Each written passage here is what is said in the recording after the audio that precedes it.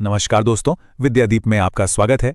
पिछली क्लास में हमने मुगल वंश के संस्थापक बाबर को विस्तार से समझा था। आज हम इस सीरीज में आगे बढ़ते हुए मुगल वंश के दूसरे शासक हुमायूं को विस्तार से जानेंगे। तो आज हम हुमायूं की पूरी कहानी को समझेंगे, उसके उतार चढ़ाव भरे जीवन की।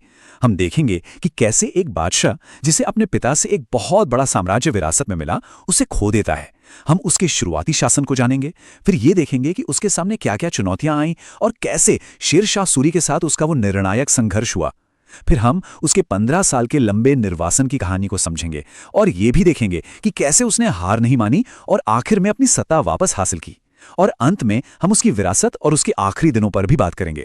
ये कहानी सिर्फ एक राजा की नहीं है, बल्कि ये कहानी है हिम्मत की, गलतियों की और एक जबरदस्त वापसी की। तो चलिए कहानी शुरू करते हैं साल 1530 से। बाबर की मौत हो चुकी है और एक 23 साल का नौजवान हुमायूं दिल्ली के तख्त पर बैठता है। उसे विरासत में एक ऐसा साम्राज्य मिला जो बहुत बड़ा तो था, पर अभी पूरी तरह से स्थिर नहीं हुआ था। और यहीं पर उसने अपने पिता की एक सलाह मानकर एक ऐसा फैसला लिया जो उसके पूरे शासनकाल के लिए एक बहुत बड़ी मुश्किल बन गया। सबसे पहले आइए हुमायूं का एक बेसिक इंट्रोडक्शन ले लेते हैं। उसका पूरा नाम था नसीरुद्दीन मोहम्मद हुमायूं, जिसका मतलब होता है भाग्यशाली। पर देखिए विडंबना कि उसका जीवन भाग्य से ज्यादा दुर्भाग्य से भरा रहा। जन्म हुआ था 1508 में काबुल में। पिता थे बाबर, जिन्होंने भारत में मुगल वंश की नींव रखी, और मां का नाम था माहम बेगम।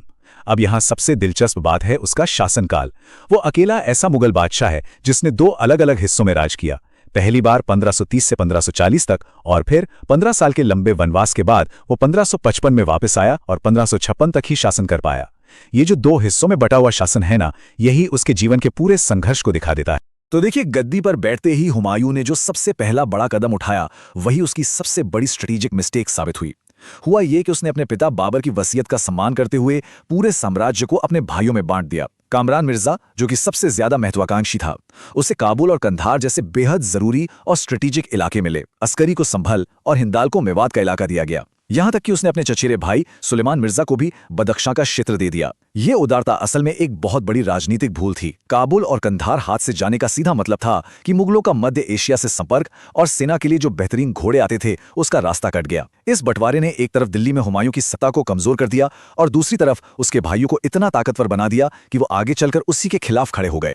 साम्राज्य के इस बंटवारे ने हुमायूं को पहले से ही कमजोर कर दिया था, और उसे जो सिंहासन मिला था वो कोई फूलों की सेज नहीं, बल्कि सचमुच कांटों का ताज था। उसके चारों तरफ दुश्मन और चुनौतियां मुंह खोले खड़ी थीं। देखिए, हुमायूं के सामने उस समय 3 सबसे बड़ी मुश्किलें थीं। पहली और सबसे खतरनाक थी अफगान शक्ति। बाबर ने पानीपत और घाघरा में अफगानों को हराया जरूर था, लेकिन उनकी ताकत को पूरी तरह से खत्म नहीं कर पाए थे।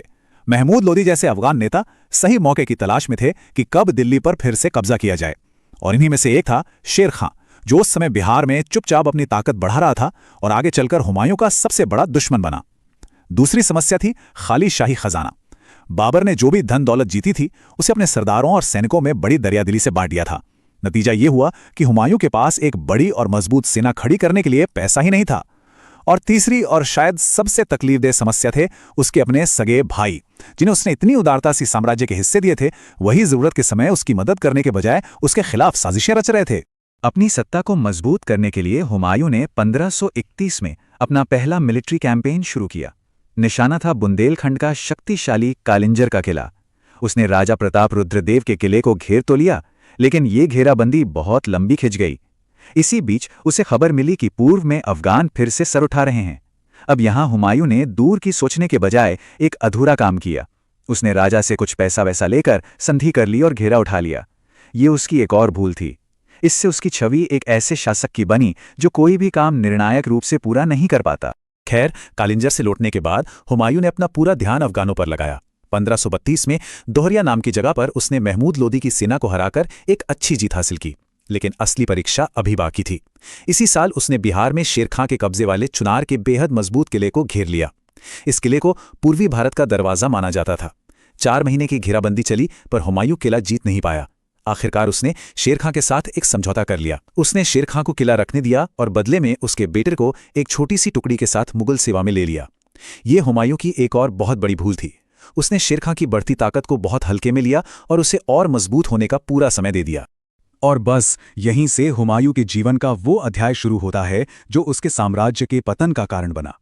ये था उसका संघर्ष उस चालाक और बेहद महत्वाकांक्षी अफगान सरदार शेर खां के साथ, जिसे इतिहास आगे चलकर शेर शाह सूरी के नाम से जानेगा। साल 1539 गंगा नदी के किनारे चौसा नाम की जगह पर दोनों सेनाएं आमने सामने थीं। हुमायूं ने एक बार फिर वही गलती की, उसने हमला करने में बहुत देर कर दी। इसी बीच मॉनसून आ गया। शेर खां, जो उस इलाके को अपनी हथेली की तरह जानता था, उसने इसी मौके का फायदा उठाया। एक रात जब मुगल सेना भारी बारिश और नदी की बाढ़ से बेहाल और पूरी तरह से बेखबर थी, शेर खां ने अचानक उन पर हमला बोल दिया। नतीजा बहुत ही भयानक था। मुगल कैंप में भगदड़ मच गई और हजारों सैनिक या तो मार दिए गए या नदी में डूबकर मर गए। इस भगदड़ में खुद बादशाह हुमायूं की जान पर बनाई थी। अपनी जान बचाने के लिए उसे अपने घोड़े के साथ ही उफनती हुई गंगा नदी में कूदना पड़ा। वो तो लगभग डूब ही चुका था कि तभी निजाम नाम के एक भिश्ती यानी मशक से पानी ढोने वाले ने उसकी जान बचाई। सोचिए, एक बादशाह का इस तरह अपनी जान बचाकर भागना, ये उसकी हार की पूरी कहानी बयां करता है। और इसी शानदार जीत के बाद शेर खां ने खुद को शेर शाह सूरी की उपाधि दी और खुद को सुल्तान घोषित कर दिया। चौसा की हार से हुमायूं का मनोबल पूरी तरह कूद चुका था। उसने आगरा लौटकर जैसे तैसे फिर से सेना इकट्ठा की। अगले ही साल 1540 में कन्नौज, जिसे बिलग्राम भी कहते हैं, उसके मैदान में दोनों की सेनाएं एक बार फिर आमने सामने हुईं। ये हुमायूं के लिए करो या मरो की लड़ाई थी, लेकिन इस बार भी नतीजा वही रहा।